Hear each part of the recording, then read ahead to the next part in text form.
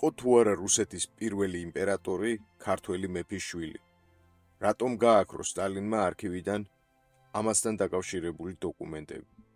როგორ უკავშირდება ამ ისტორიას ერეკლე პირველი და ნატალია ნარიშკინა? დღეს ვისაუბრებთ გამქრალ და შემორჩენილ მასალებზე, პირად მიმოწერებზე და ზეპირად შემონახულ ქრონიკებზე, რომლებმაც შესაძლოა ნათელი მოჰბინონ პეტრე დიდის ნამდვილი წარმომავლობის საიდუმლოს. ეს საკითხი საეჭვო და სადაო მის სიცოცხლეშივე გახდა, თუმცა სპეკულაციები და ლეგენდები ამ თემის გარშემო საუკუნეების განმავლობაში არ შეწყვეტილა. ერთ-ერთი ყველაზე გავრცელებული თეორიის მიხედვით, ნატალია ნარიშკინას საყვარელი ახალგაზრდა ქართველი უფლისწული ერეკლე იყო, ადამიანი, რომელიც პეტრე პირველის ბიოლოგიურ მამად მიიჩნევა. ეს გახლდათ ერეკლე პირველი, მომავალი ქართლ-კახეთის მეფე, იგივე ნაზარ ალი ხანი, რომელიც იმ დროს რუსეთში ცხოვრობდა და მოსკოვის მეფის კარზე აღიზარდა. მას არა მხოლოდ დედოფლის გული, არამედ რუსული არისტოკრატიის პატივისცემაც ჰქონდა მოპოვებული. პეტრე პირველისა და ერეკლე პირველის სავარაუდო მამაშვილობის თემა დღემდე რჩება განხილვისაგნად რუსულ მედიაში. ამ საკითხზე აქტიურად მუშაობენ როგორც ქართველი, ისე რუსი ისტორიკოსები, თუმცა მთავარი საბუთები, რომლებიც ამ ჰიპოთეზას დაადასტურებდა ან უარყოფდა, სტალინის მმართველობის პერიოდში უკვალოდ გაქრა. ერთ-ერთი გავრცელებული ვერსიის თანახმად, რომელიც ზეპირი გადმოცემით შენარჩუნდა 1930-იან წლებში, როდესაც ალექსეი ტოლსტოი, რუსი მწერალი, წერდა თავის ცნობილ რომანს პეტრე პირველი, მას უფლება მისცეს ემუშავა დახურულ საარქივო მასალებზე. როგორც ჩანს, პეტრე პირველზე რომანი სტალინის შეკვეთა იყო და მისივე ბრძანებით დაუშვეს მწერალი იმ დოკუმენტებთან, სადაც სხვას ხელი არ მიუწვდებოდა. აქ ტოლსტოიმ მიაკვლია ისეთ მასალებს, რომლებიც პეტრეს ბიოგრაფიაში საეჭვო დეტალებს ნათელს ფენდა. კერძოდ საუბარია პეტრეს დედის ნატალია ნარიშკინასა და ერეკლე პირველის კერძო მიმოწერაზე, სადაც ორივე ადასტურებდა პეტრეს მშობლობას.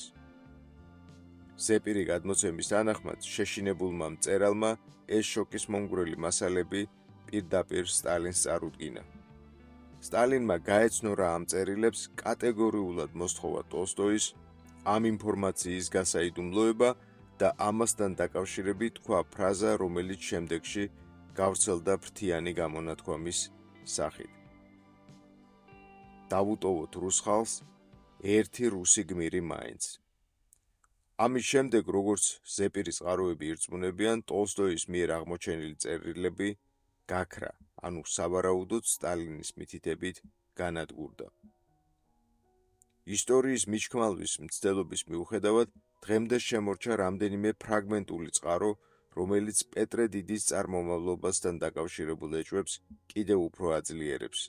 მაგალითად, როგორც რუსული წყაროები ირწმუნებიან, პეტრეს დედა ნატალია ნარიშკინა საკუთარი შვილის ტახტზე ასვლას თავდაპირველად კატეგორიულად ეწინააღმდეგებოდა.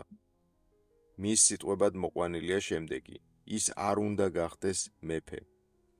იგივე პოზიციას კიდევ უფრო მძაფრად იზიარებდა პეტრეს ნახევარ-და სოფია, რომელიც რუს არისტოკრატიას სწერდა თავის წერილში. დაუშვებელია ძალაუფლება უცხო წარმოშობის ადამიანს გადავცეთ. კიდევ ერთი საინტერესო მტკიცებულებაა მეფე არჩილ მეორის წერილი ნატალია ნარიშკინასადმი, რომელიც გადაურჩა განადგურებას. მეფე არჩილი წერს დედამის პატარა პეტრეზე. როგორ არის ჩვენი პატარა ანცი? რასაკვირველია ასეთი მიმართვა განსაკუთრებულ სითბოსა და პირად დამოკიდებულებაზე მიუთითებს. შეგახსენებთ, რომ არჩილ მეორე გახლდათ ერეკლე პირველის სიძე, ანუ მისი დის ქმარი. აღსანიშნავია ასევე თავად პეტრეს სიტყვები, როდესაც მას ერთ-ერთი ქართველი ბაგრატიონი ქალის ცოლად შერთვა შესთავაზეს. მე არ დავქორწინდები ნათესავზე. ამ და სხვა დეტალების გათვალისწინებით, პეტრე პირველის წარმომავლობის საკითხი კვლავაც რჩება ისტორიულ გამოცანად, რომელიც როგორც ჩანს, ჯერ კიდევ არაერთ მსჯელობას და კვლევას საჭიროებს. უნდა ითქვას, რომ ქართველი ისტორიკოსები სრულიად მართებულად მის ეროვნებაზე დიდ ყურადღებას არ ამახვილებენ.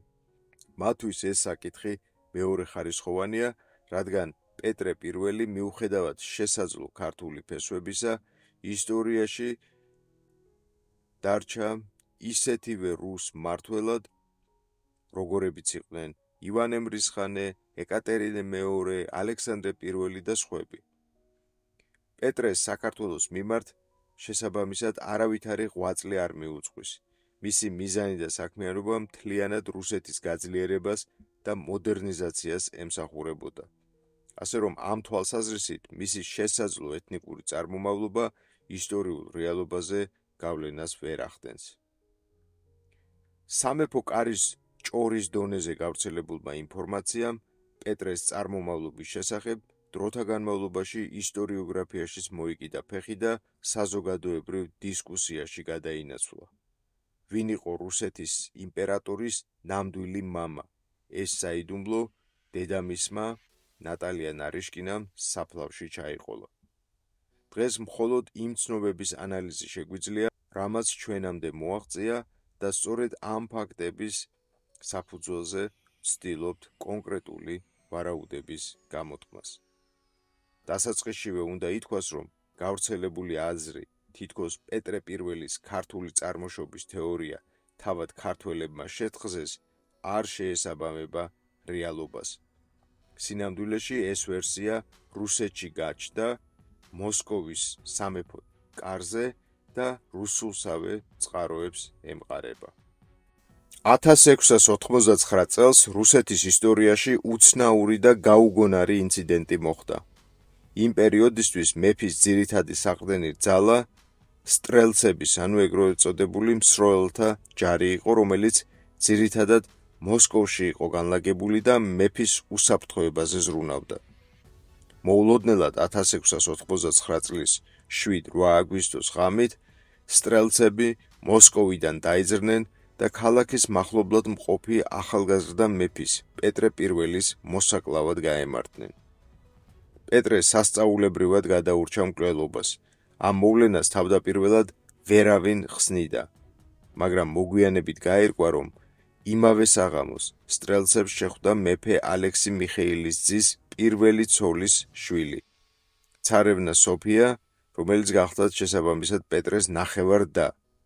ის აქტიურად იბრძოდა სამეფო ტახტის დასაკავებლად და როგორც აღმოჩნდა, მან სტრელცებს აუწყა, რომ ტახტზე ავიდა არა მეფის კანონიერი შვილი, არამედ ქართველი ბატონიშვილის ნიკოლოზისა და ნატალია ნარიშკინას უკანონო შვილი. იმ დროის რეალობიდან გამომდინარე, ქალს მეფობის უფლება არ ჰქონდა მანამ, სანამ არსებობდა ვაჟი მემკვიდრე. ამიტომ კონკურენტის გზიდან ჩამოსაშორებლად სოფია იძულებული გახდა გაემჟღავნებინა სამეფო ოჯახისთვის ყველაზე დამამცირებელი საიდუმლო, რადგან მხოლოდ ჭორებითა და მითქმა-მოთქმით პეტრეს ჩამოცილება შეუძლებელი იყო. სოფიას მიერ მოხსენიებული ქართველი ბატონიშვილი ნიკოლოზი, ანუ ნიკოლაი დავიდოვიჩი, რომელსაც ის პეტრე პირველის ნამდვილ მამად ასახელებდა, გახლდათ უფლისწული ერეკლე, კახეთის მეფის თეიმურაზ პირველის შვილიშვილი. მოგვიანებით სწორედ ეს ერეკლე გახდა ქართლის, შემდეგ კი კახეთის მეფე და ასევე ირანის შაჰის გვარდიის სარდალი, ცნობილი როგორც ნაზარ-ალი ხანი. ბატონიშვილი ერეკლე რუსეთის სამეფო კარზე ბაბუამისმა თეიმურაზ პირველმა გაგზავნა, სადაც მან 20 წელი დაჰყო. იგი მჭიდრო ურთიერთობაში იყო როგორც მეფე ალექსი მიხეილის ძესთან, ისე რუსულ არისტოკრატიულ წრეებთან. სწორედ ამ წრეებში გაიცნო მან ნატალია ნარიშკინა, ქალი, რომელიც მოგვიანებით რუსეთის დედოფლად გადაიქცა. მათი ურთიერთობა დაიწყო ჯერ კიდევ მაშინ, როცა ნატალია თავისი ნათესავის არტამონ მატვეევის გავლენიანი რუსი თავადის ოჯახში იზრდებოდა და არავინ მიფიქრებდა მაშინ, რომ ის დედოფალი გახდებოდა. მატვეევს თავადაც სურდა, რომ მისი ნათესავი ნატალია ქართველ ბატონიშვილს ცოლად გაჰყოლოდა. ამიტომ ერეკლესა და ნატალიას ახლო ურთიერთობა საიდუმლოს არ წარმოადგენდა. მოგვიანებით ვითარება მკვეთრად შეიცვალა. მეფე ალექსი პირველი სოლი მარია მილოსლავსკაია 1669 წელს გარდაიცვალა. ამ ქორწინებიდან ალექსის ჰყავდა 5 ვაჟი და 6 ქალიშვილი, თუმცა ყველა ვაჟი ან გარდაიცვალა მამის სიცოცხლეშივე, ან სერიოზულად ავადმყოფი იყო. მედიკოსებისა და მემატიანეების შეფასებით ეს ავადმყოფობები მემკვიდრეობით ხასიათს ატარებდა.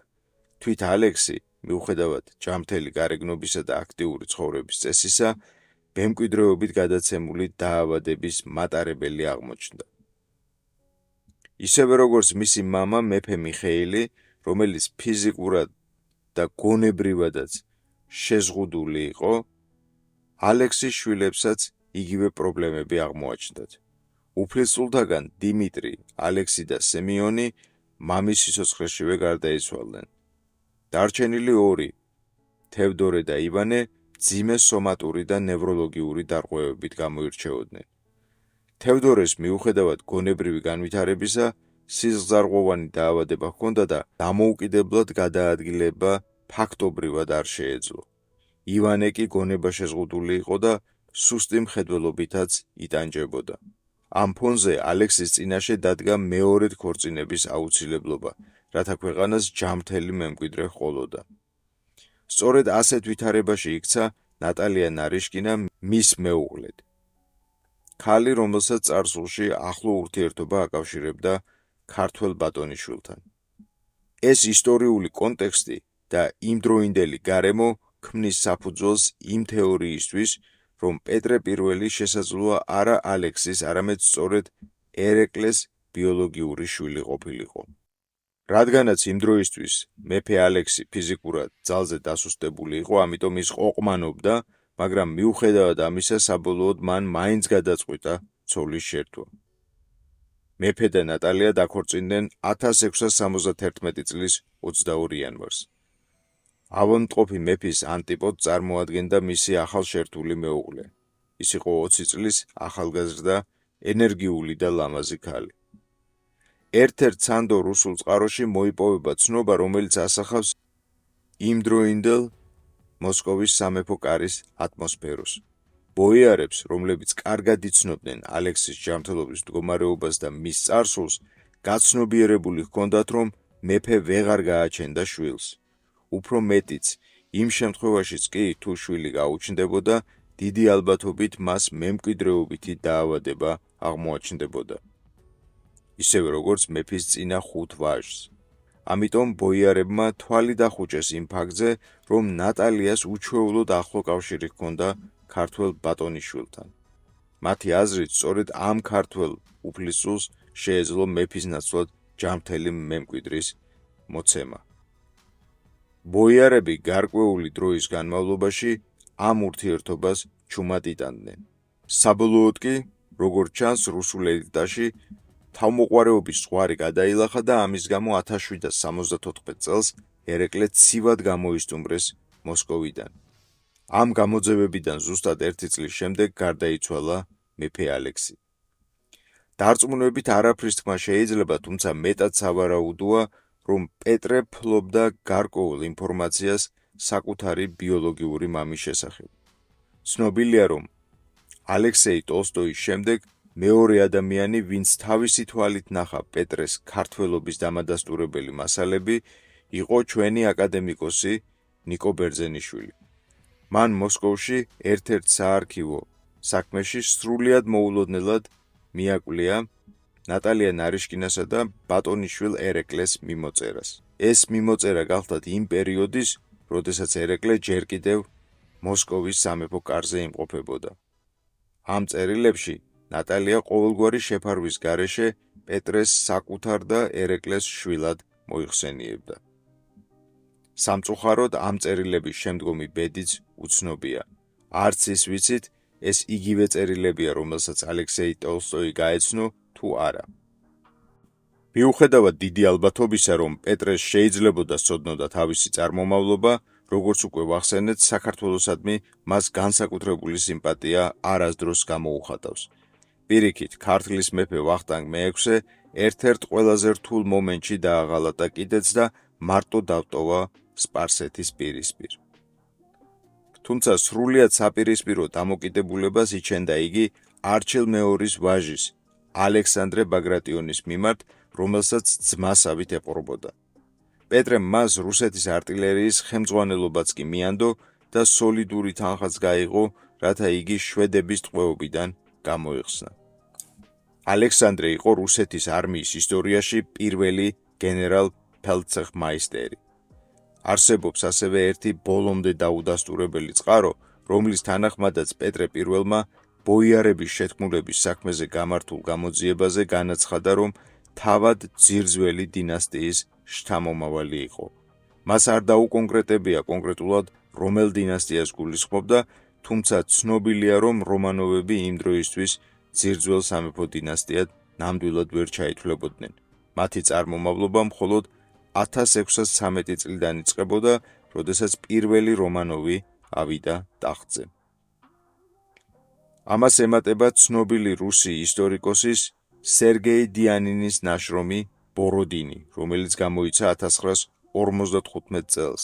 ამ წიგნში ავტორი ღიად წერს, რომ პეტრე პირველი თავს თვლიდა ქართლის მეფეთა მემკვიდრედ.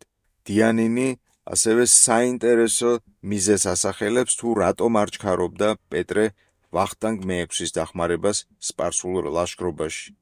ავტორის მტკიცებით, პეტრეს სურდა ქართლის სამეფო დასუსტებულიყო, რადგან შემდეგ ქართული სამეფო ტახტის მემკვიდრის ეგიდით იგი უშუალოდ მიეერთებინა მის მიერ შექმნილი რუსული იმპერიისთვის. როგორც ჩანს, პეტრესგან ალექსანდრე ბაგრატიონისა და მისი ოჯახისადმი გამოჩენილი ყურადღება მხოლოდ პოლიტიკური მიზნებით არ იყო ნაკარნახევი. ამ დამოკიდებულების ერთ-ერთი მთავარი მიზეზი ნათესაური კავშირის გახლდათ. ალექსანდრეს დაღუპვის შემდეგაც პეტრეს არ შეუნელებია ყურადღება არჩილის ოჯახისადმი. იგი განსაკუთრებულ პატივს სცემდა თავის მამიდაშვილს, დარეჯან არჩილის ასულს. ეს ურთიერთობა სიმბოლურადაც გამოიკვეთა 1722 წლის 30 იანვარს, შვედებზე მიღწეული დიდებული გამარჯვების შემდეგ. პეტრემ ამ დღეს მთელი ოჯახითა და უახლოესი თანამებრძოლების თანხლებით დატოვა მოსკოვი და გაემგზავრა ვსესვიატსკოეში, დარეჯანის საცხოვრებელში. სწორედ იქ გაიმართა საზეიმო სუფრა, რომელიც დარეჯანმა გამარჯვების აღსანიშნავად მოაწყო. თუმცა თავად ძმის დაღუპვით დამწუხრებული მეჯლისში მონაწილეობას არ იღებდა. პეტრემ დაარღვია ფორმალობა, დატოვა ამალა და მთელი ღამე დარეჯანთან საქმიან საუბარში გაატარა. ანუ შვედებზე გამარჯვების ზეიმი ფაქტიურად შედგა არჩილის სასახლეში, ვსესვიატსკოეში და სწორედ იქ გამარჯვების სადღეგრძელოს წარმოთქმისას პეტრემ შესვა რუსეთის არტილერიის პირველი ფელდცეხმაისტერის ალექსანდრე ბაგრატიონის ხსოვნისადმი მიწყვლილი შესანდობარი. თუ თქვენთვის საინტერესო იყო დღევანდელი გადაცემა და გსურთ მეტი მსგავსი ფაქტის გაცნობა, აუცილებლად მოიწონეთ ვიდეო და გამოიწერეთ ჩვენი არხი. კომენტარებში გაგვიზიარეთ თქვენი აზრი იმის შესახებ, იყო თუ არა პეტრე დიდი მართლაც ქართველი მეფის შვილი და რატომ გაააქრო სტალინმა ამის დამადასტურებელი დოკუმენტაცია. დღეს მე ამით გემშვიდობებით, შევხვდებით მომდევნო გადაცემაში.